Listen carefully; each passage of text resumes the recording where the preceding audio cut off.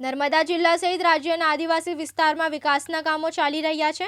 તાજેતરમાં સંકલન સમિતિની મળેલી બેઠકમાં તપાસની માંગણી કરીને આમ આદમી પાર્ટીના નેતાઓ મોટી તોડપાણી કરી છે। એવામાં ગંભીર આક્ષેપ ભાજપના સાંસદ મનસુખ વસાવાએ લગાવતા રાજકારણમાં ખળભળાટ મચી ગયો છે। સાંસદ મનસુખ વસાવાએ ભલે આમ આદમી પાર્ટીના ડેડિયાપાડાના ધારાસભ્ય ચેતર વસાવાનું નામ લીધા વગર આરોપો લગાવ્યા હોય, પરંતુ તેમનો ઇશારો કોની તરફ છે તેવો પ્રશ્ન ઉપસ્થિત થઈ રહ્યો છે। મનસુખ વસાવાએ વધુમાં જણાવ્યું હતું કે આમ આદમી પાર્ટીના નેતાઓ રાજ્યમાં પ્રવાસ કરે છે। આ લોકો એજન્ટ પ્રકારના લોકો છે। તેમણે સ્પષ્ટ શબ્દોમાં કહ્યું કે ટ્રાઇબલ જિલ્લામાં થતા વિકાસના કામોમાં આપના લોકો ચોર શાહુકારને દંડે તેવી પરિસ્થિતિ ઊભી થઈ રહી છે। તેઓ સંકલનની મિટિંગોમાં તપાસની માંગણી કરે છે અને ત્યારબાદ અધિકારીઓ તેમજ એજન્સીઓ પાસેથી તોડપાણી કરતા હોય છે।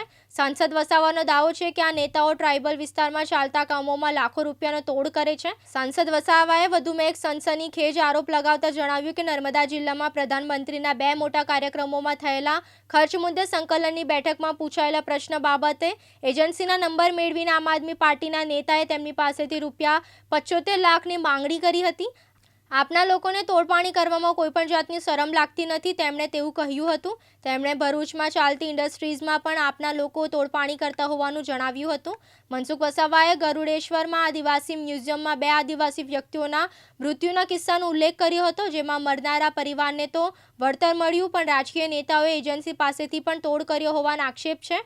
સાંસદે ભ્રષ્ટાચાર વિરુદ્ધ કડક વલણ અપનાવતા કહ્યું કે મારી સાથે ફરતો વ્યક્તિ પણ જો ભ્રષ્ટાચાર કરતો હોય તો હું એને પણ નહીં છોડું। આવી રીતે જો તોડપાણી ચાલશે તો ગુજરાતનો વિકાસ રૂંધાઈ જશે। તેમણે ભારપૂર્વક જણાવ્યું કે ભ્રષ્ટાચાર બાબતે કોઈપણ પક્ષના લોકો હોય તેમને ખુલ્લે પાડવો પડશે। લોકોને ડરાવવાના અને ધમકાવવાના ધંધા ટ્રાઇબલ વિસ્તારમાં ચાલી રહ્યા છે, તે ચલાવી લેવાશે નહીં, તેમણે કહી તેમણે ચેતવણી આપી હતી। જો આ લેટર છે નનામો લેટર છે, પણ આવા લેટર અગાઉ પણ અવારનવાર આવતા રહ્યા છે, પણ છતાં હું આટલું બોલ્યો છે। હું સમજી શકું છું કે હું સીધું નામ પર નથી, પણ લેટરમાં ઉલ્લેખ છે ને હું પણ આ લેટર મને પણ મળે છે। આ લેટર મને સંબોધીને લખ્યો છે અને અલગ અલગ જગ્યાએ એને બધે મોકલ્યો છે। બહુ લોકોને જેને મળ્યો છે એવા લોકો મને ફોન કરે છે। તો આ લેટરનો પણ યોગ્ય જગ્યાએ સરકારમાં તપાસ કરાવી છે અને જે પણ હશે એમાં મેં તમને મીડિયા સમક્ષ કીધું કે ભાજપ સાથે જોડાયેલો કોઈ પણ ચૂંટાયેલો આગેવાન હશે કે કોંગ્રેસનો હશે કે આમ આદમી પાર્ટીનો, કોઈની અમે છોડવાના નથી।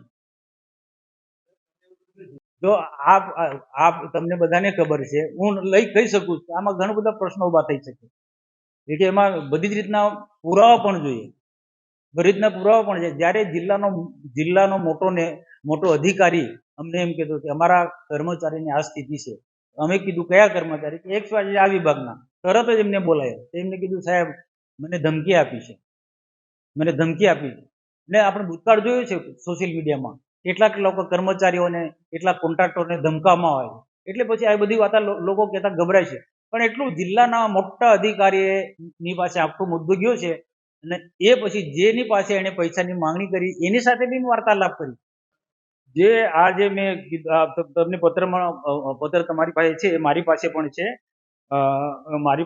છે અને હું આ પ્રદેશમાં હું જાણું છું 1-2 દિવસમાં એક વરિષ્ઠ નેતા છે, એમની ગાઈડલાઈન લઈ અને ફરી તમને પત્રકાર પરિષદ બોલાવીને જે પણ છે તે, કારણ કે જે પત્ર લખ્યો છે તમને ખ્યાલ છે કે નામ છે બધાના આખા પત્રની અંદર, પણ એમાં સહી નથી।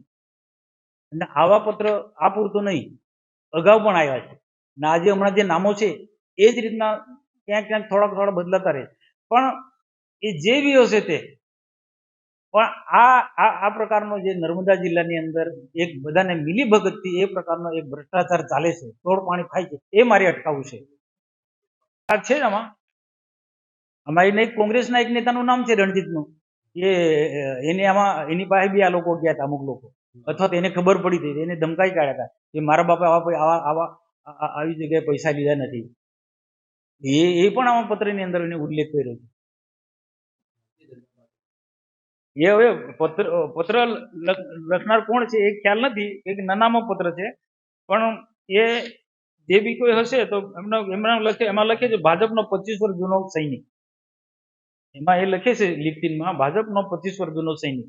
એટલે એટલું તો નક્કી જ કે આ જે પ્રકારે, અને ત્યાર પછી મેં પણ થોડી તપાસ કરી તો એમાં પણ કંઈક ને કંઈક તથ્ય છે।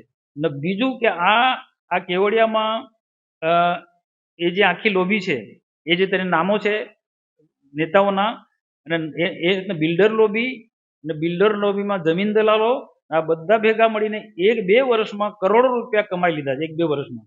અને ગરડેશ્વરની ગભાણાની બાજુમાં કોઈ પ્રાઇવેટ હોટલમાં જવા માટે કોઈ રસ્તો બનાવવાનો હતો અને કોઈ પુલ બનાવવાનો હતો અને સરકારી જગ્યા હતી હતી. એમાં 1 વર્ષ પહેલા તમને ખબર હતી, એ એક નેતાએ આને મીડિયામાં બધીને પ્રસિદ્ધિ કે તપાસ માંગી તેને આમ થયું છે, અને તેમાં પછી તોડ કરી લીધું.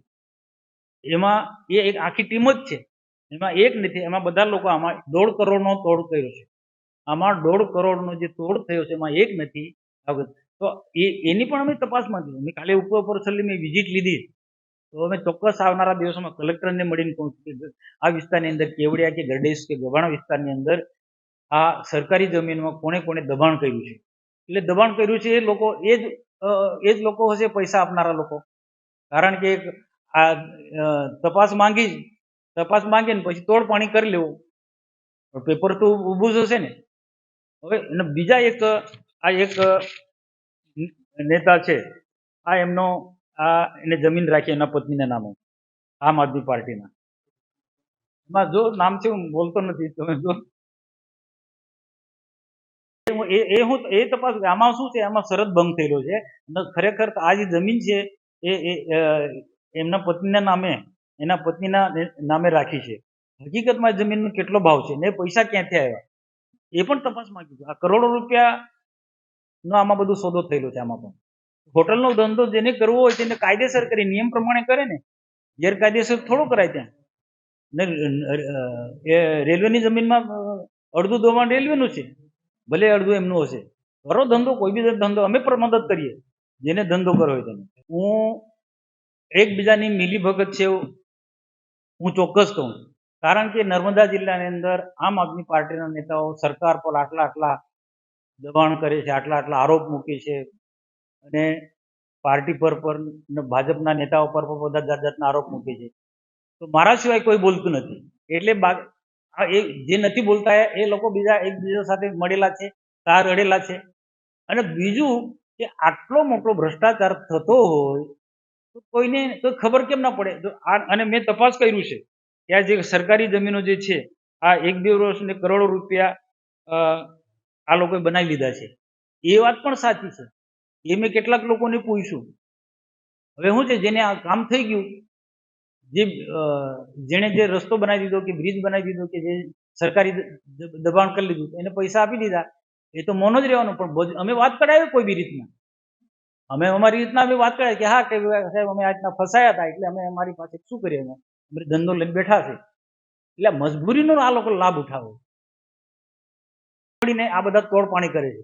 એટલે મેં હિંમત કરી છે, મેં આમાં હિંમત કરી, મારો ભાજપના પણ છે, આમ આદમી પાર્ટીના બધા ની એક મિલીભગત છે.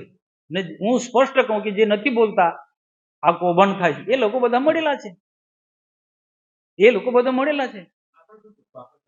હું આની સામે લડવા માટે તો તમને બોલાયો છે. આની સાથે હું લડવાનો છું, આની સામે હું લડવાનો છું. ને એટલા માટે તો આખા અને આ જે વાત છે આખા ગુજરાત, તમારા માધ્યમથી આખા ગુજરાતમાં જવાનું, એટલે કમસે કમ લોકોમાં એક પ્રકારની જાગૃતિ તો આવશે ને. ના બધું ચાલે છે અટકથી તો ખરું ને. મારો આ જ ઉદ્દેશ્ય છે. અને હું પણ મોકલીશ, ભૂપેન્દ્ર પટેલ નહીં, મુખ્યમંત્રી સાહેબને એકલો નહીં, હું પ્રધાનમંત્રી નરેન્દ્રભાઈ મોદી સાહેબને, માનનીય અમિત શાહ સાહેબને પણ હું આ પત્ર મોકલી. મારે અટકાવવું છે. એકબીજાના સેટિંગ થયેલા અને સેટિંગથી પૈસા કમાવાની જે વૃત્તિ ધંધો જે ચાલે છે નર્મદા જિલ્લામાં, એ મારે અટકાવવું છે. દીપક જગતાપ સાથે જીતુ રાણા, દિવ્યાંગ ન્યૂઝ, રાજપીપળા, નર્મદા.